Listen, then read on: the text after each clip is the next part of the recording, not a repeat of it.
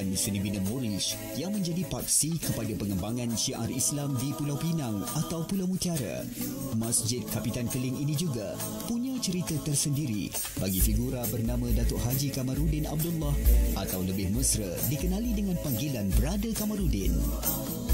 Kerana di sinilah anak jati Pulau Pinang ini yang dilahirkan dalam keluarga beragama Kristian Katolik dalam berjaya menggerakkan satu aktiviti dakwah menerusi pertubuhan penyebaran Islam antarabangsa Pulau Pinang atau ringkasnya IPSI Pining pada tahun 1995. Iaitu setelah 9 tahun beliau melafazkan kalimah syahadah, tanda mengakui Allah yang Esa dan Nabi Muhammad itu pesuruh Allah. Tidak ada Tuhan yang layak disembah melainkan Allah, dan saya naik saksi Nabi Muhammad itu pesuruh Allah. I bear witness there's no God worthy of worship except Allah, and I bear witness Prophet Muhammad is the messenger of Allah.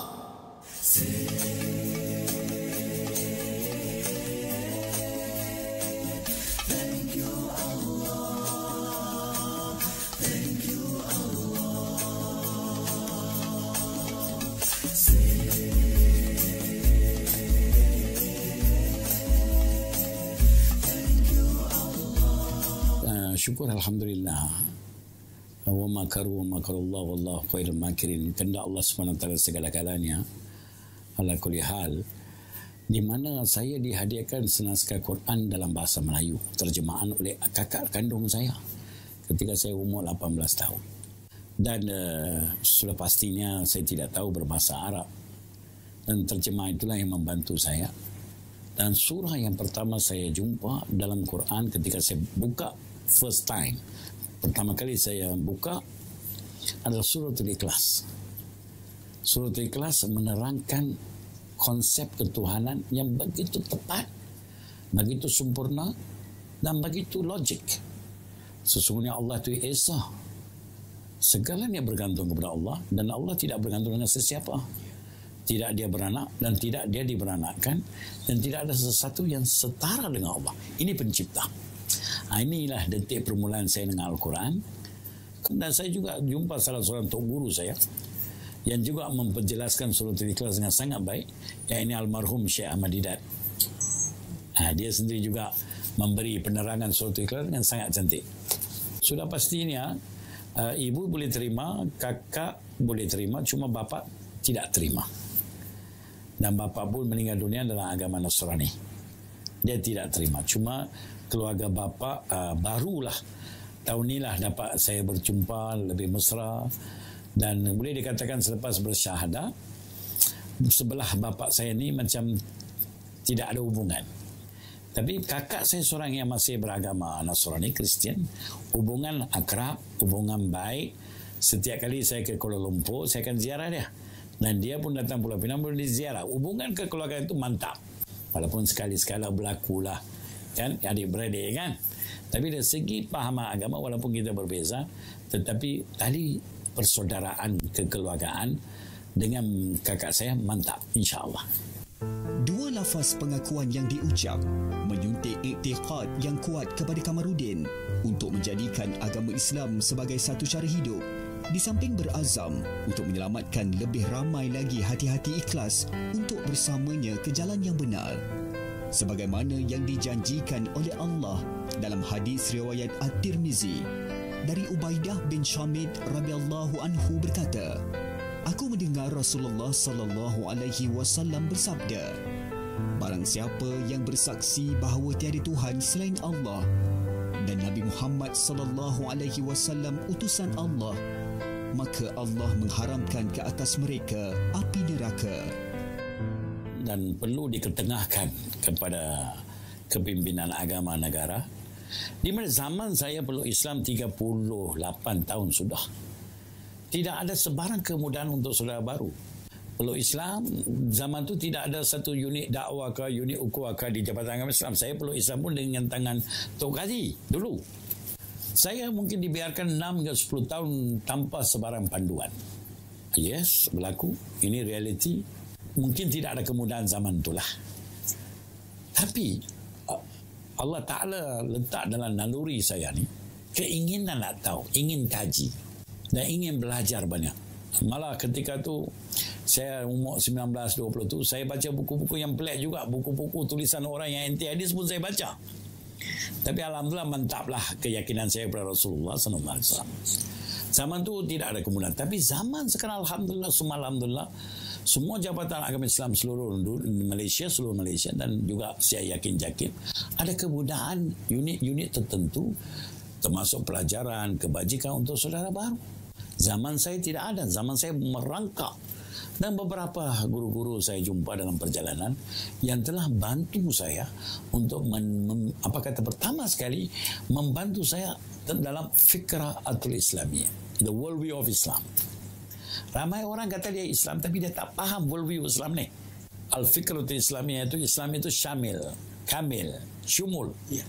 Dan yang banyak saya baca ketika itu buku karangan Syekh Qutb rahimahullah, Al-Syahid Syekh Qutb Al-Mawdudi. Nah, dia buku-buku ini telah memberi saya satu kekuatan. Tafsir Amkah ini semua memberi satu kekuatan yang menjadi inspirasi untuk menubuhkan IFSI tidak lain tidak bukan almarhum Syekh Ahmad Didat.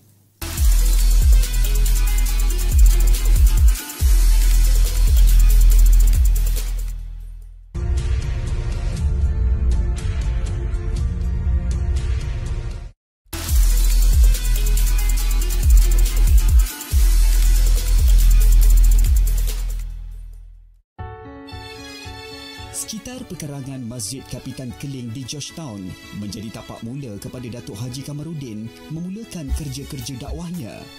Fokus utama IFSI ketika itu bertindak sebagai pemandu pelancong yang memberi penerangan tentang keindahan dan sejarah Masjid Kapitan Keling sambil menerangkan mengenai Islam menerusi bahan bacaan yang disediakan oleh petugas IFSI.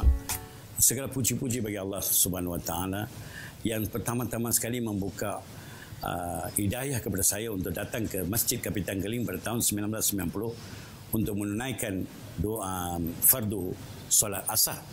Di situlah saya jumpa pelawat-pelawat yang datang dari berbagai negara dan dipersilakan mereka masuk. Dan kemudian hari ke hari saya committed untuk datang tiap-tiap hari walaupun itulah pertama kali sebab ramai pelancong datang dan mereka nak lihat seni bina kecantikan masjid. Dan saya diilhamkan oleh Allah Ta'ala dengan didikan guru-guru saya untuk sharing, kongsi tentang keindahan dan kecantikan Islam. Dan sudah semestinya dengan sokongan pengurusi masjid dan seluruh ahli jawatan kuasa karya Masjid Kapitan Keling yang memberi sokongan kepada saya untuk terus menjalankan usaha-usaha menyantuni pelancong-pelancong.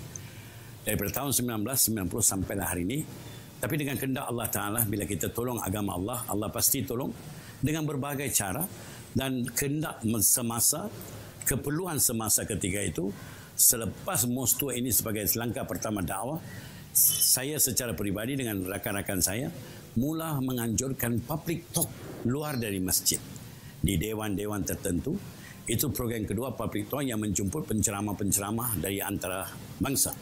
Kemudian dari situ kita masuk pula arena kedua, iaitu pencetakan buku-buku, risalah-risalah tentang agama Islam dalam berbagai bahasa. Dan dari situ kita masuk pula forum antara agama, menjadi panelis forum antara agama. Kemudian kita buat street dakwah. Lebih kurang 20 program selepas bermula daripada masjid sampailah hari ini dengan adanya info center di Masjid Kapitan Keling di bawah menara, di bawah naungan karya Masjid Kapitan Keling. Dan pada semasa yang sama, saya sebagai Ketua Biro mengusahakan tempat itu dan sekaligus Allah memberi kekuatan untuk kami menyewa satu bangunan di luar masjid untuk terus melaksanakan aktiviti-aktiviti dakwah, islah, kebajikan kepada rakan-rakan non-Muslim kita terutama sekali dan Muslim. Begitulah berkembang dia. Hari ini kita telah menyantuni usaha dakwah di beberapa negara, terutama sekali New Zealand.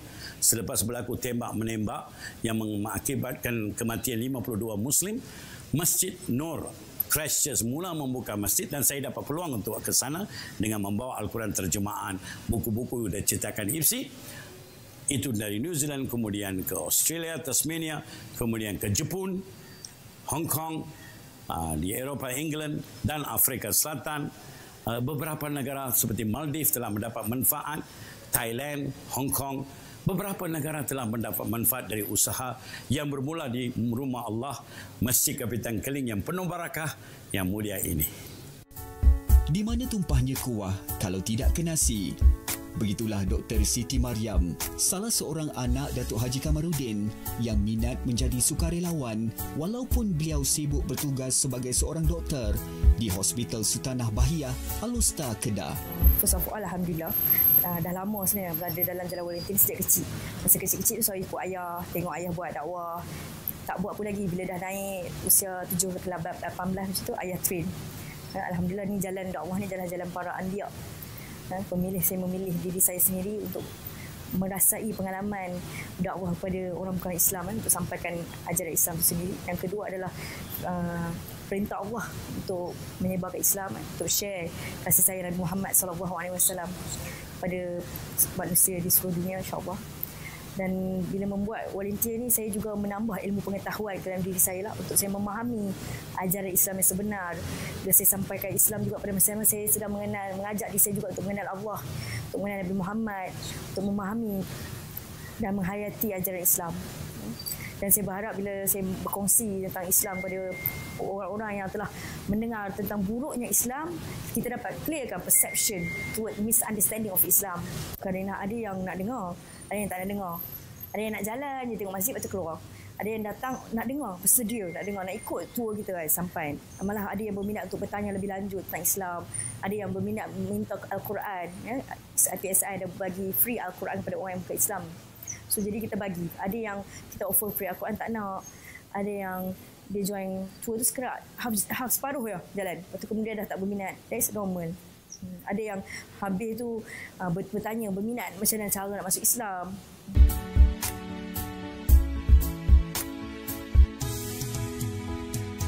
Ya, memang sangat daif, sangat kerdil. Dia bermula seorang diri. Merata tempat saya bermusafir mencari bantuan, hampir bantuan tidak sampai. Daripada swasta sampai kerajaan tidak ada.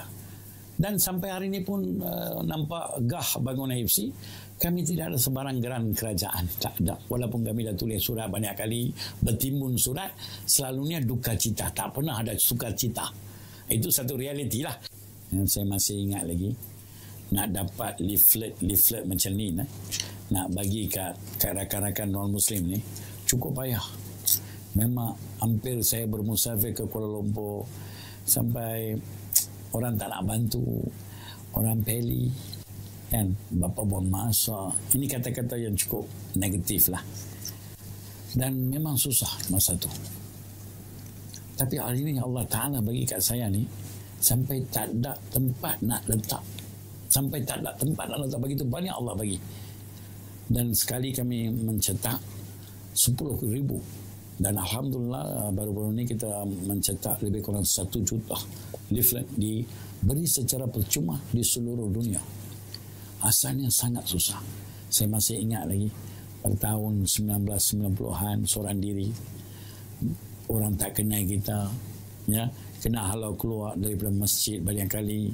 Pernah berlaku, ya. Pergi jumpa penderma pun, penderma kata ini kerja buang masa. Ini semua kata-kata yang cukup negatif, yang tidak memberi semangat. Namun demikian, lama kelamaan Allah Ta'ala tolong. Dan of course antara lagi pengalaman pahit ini, nak bina satu jemaah IPSI ini bukan senang. Apatah lagi jemaah IPSI ini terdiri berbilang kaum dan bangsa. Dan paling mencabar, ramai tak faham usaha dakwah. Kalau usaha membantu anak yatim, faham. Usaha membina masjid, mereka faham. Tapi usaha nak sampaikan kalimah La ilaha illallah Muhammadur Rasulullah kepada rakan-rakan kita yang belum memiliki kalimah ini, satu yang masih mencabar dan sedang mencabar. Air mata demi air mata. Tapi Alhamdulillah hari ini banyak kejayaan berkat kesabaran. Dan perjalanan masih jauh lagi. Menerusi ilmu dan pengalaman yang dimiliki dalam bidang perbandingan agama, memudahkan lagi Datuk Haji Kamarudin dan IPSI meneruskan kerja-kerja dakwah mereka, terutama sekali dalam menyampaikan mesej Islam kepada golongan yang keliru tentang apa yang terkandung di dalam Al-Quran.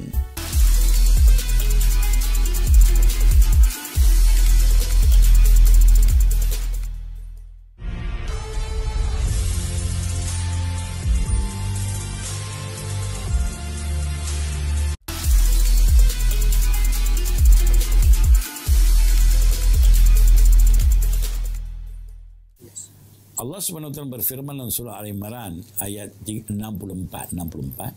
ya ahli kitab ta'alu ila kalimatin sawa'in bainana wa bainakum. Wahai ahli kitab, marilah kepada satu persamaan antara kamu dengan aku, bahawa kita sembah Allah yang satu esa. Kalau kita tengok dan kita kaji agama lain, atau terutama sekali kitab kita agama lain, di situ adanya konsep ketuhanan yang tauhid, yang itu keesaan Tuhan, oneness of God ada. So pendekatan IPSI dengan rakan-rakan non-Muslim membawa apa yang ada bersama dengan kita. Persamaan. Semua agama mesti ada satu persamaan di mana-mana mesti. Dari segi kebaik baik.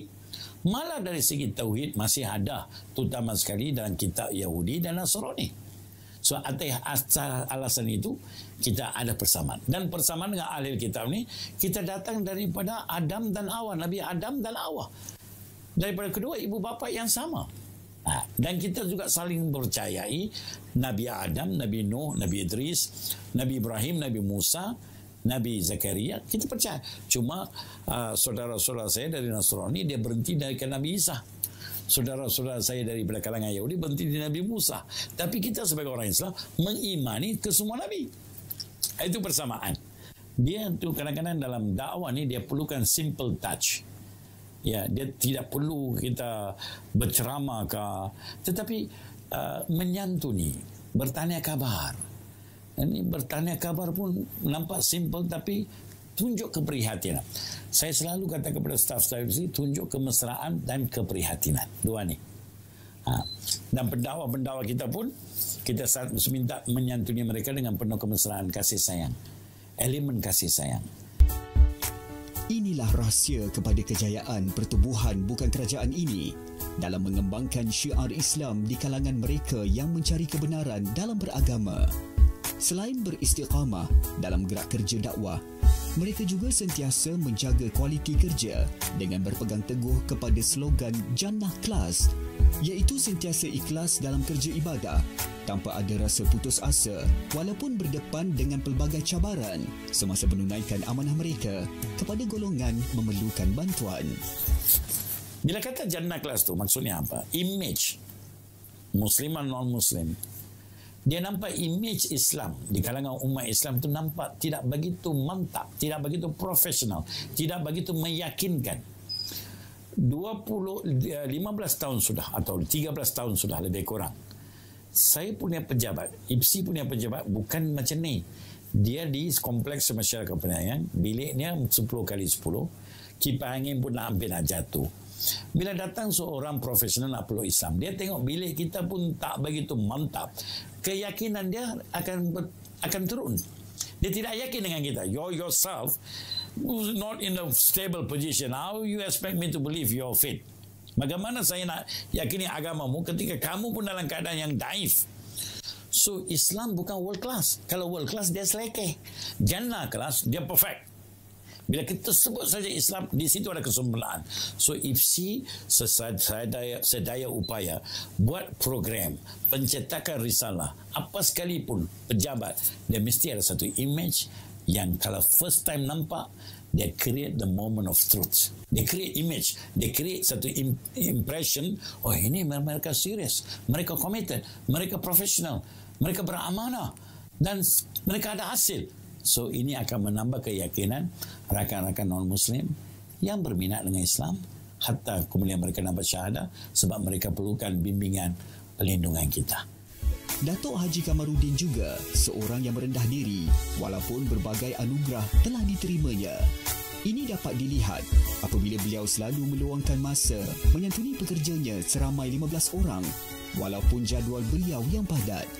Sebenarnya kalau kita tengok sirah Nabi SAW, dakwah kepada muka Islam merupakan satu sunnah yang besar, sangat besar. Saya bagi contoh. Ketika Nabi SAW disuruh berdakwah, baginda turun dari Gua Hira, baginda bertemu dengan Khadijah radhiyallahu anha, isteri Nabi yang belum Islam lagi. Sahabat Nabi Abu Bakar Siddiq belum Islam lagi. Umar bukan Islam lagi. Tuntutan utama dalam agama Islam, even hari ini sampai hari ini, sunnah Nabi berdakwah. 13 tahun Nabi mengajar manusia menawikan Allah. Maka hari ini di dunia hari ini hampir 6 bilion orang tidak kenal Allah dan Rasul, tidak kenal tauhid. Maka IPSI nampak, IPSI nak fokus mengajar mereka kepada agama tauhid.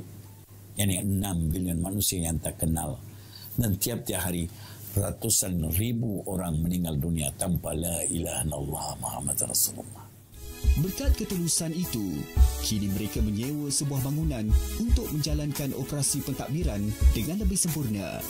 Kerana dalam bangunan 5 tingkat ini, terdapat perpustakaan mini, kedai buku, auditorium, pejabat, kelas, bilik kaunseling, taman dan juga surau. Apa yang saya dapat menariknya tentang Datuk, pembawakan Datuk sangat hendak membawa Islam ni satu peringkat yang sangat tinggi. So Datuk selalu tekankan kepada kami bahawa kita bukan mengejar semata-mata dunia, tapi apa perkara yang kita lakukan perlulah sehingga ke jannah kelas. Okay. Yang tu Datuk tekankan, dan benda tu memang sangat memberi kesan lah, memberi satu komitmen dengan tinggi, motivasi yang tinggi untuk kami untuk terus bekerja, memperkenalkan Islam sebagainya dalam berdakwah kepada bukan Islam. So when you say Ashhadu, when you finish by saying Ashhadu an la ilaha illallah, you will follow me. Then you will say I bear witness there's no God except Allah and Prophet Muhammad sallallahu alaihi wasallam. Once you finish that statement, you are Muslim. Okay? Now finish. Now my 2 questions: do anybody force you? Do anybody bribe you?